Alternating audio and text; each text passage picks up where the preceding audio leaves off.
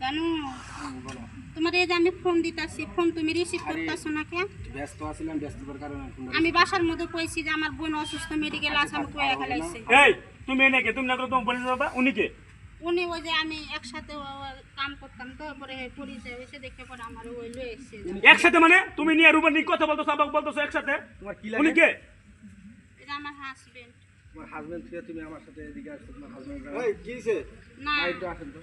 হ্যাঁ এই ভাই এদিকে আয়। কি হইছে? দেখেন নারীটা কেমন খারাপ আমার বললো আমি তার বাড়ি বাড়ি বেঁচে যাবো কি হইছে? সে যায় নাই না যা আরেক আরেক লোক নিয়ে তারা হানিমুন করতেছে এনে মানে এটা কি করবো কি ব্যাপার? এই ব্যবসা করতে চলছে কি হ্যাঁ? না আমি তো ঘুরবে রাই না, ওরে দেখছি, দেখেছেন আমার ওই নিয়ে আসছে। আবার কোন নিয়েছে তুমি তো আর তারে নিয়েছো এই তোমার কি লাগে?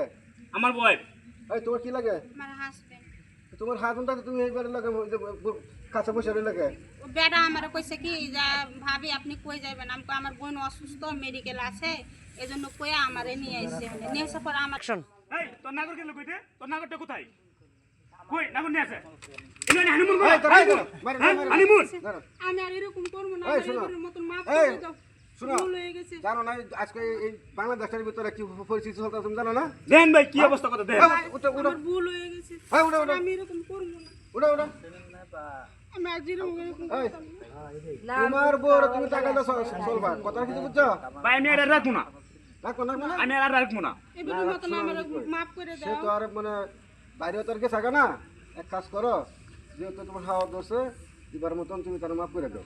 আচ্ছা ঠিক আছে আপনার কথা রেখে ক্ষমা কোনো সময় তো এরকম কোনো কাজ না আর তুমি তো আমরা চিনো, হ্যাঁ চিনো না? চিনি আমার বড় ভাই হিসাবে তুমি মাফ করে দাও। যাওয়া না কাম হয়ে গেছে। হ্যাঁ আচ্ছা ঠিক আছে ফাঁস বাড়ি দিবার কইলাম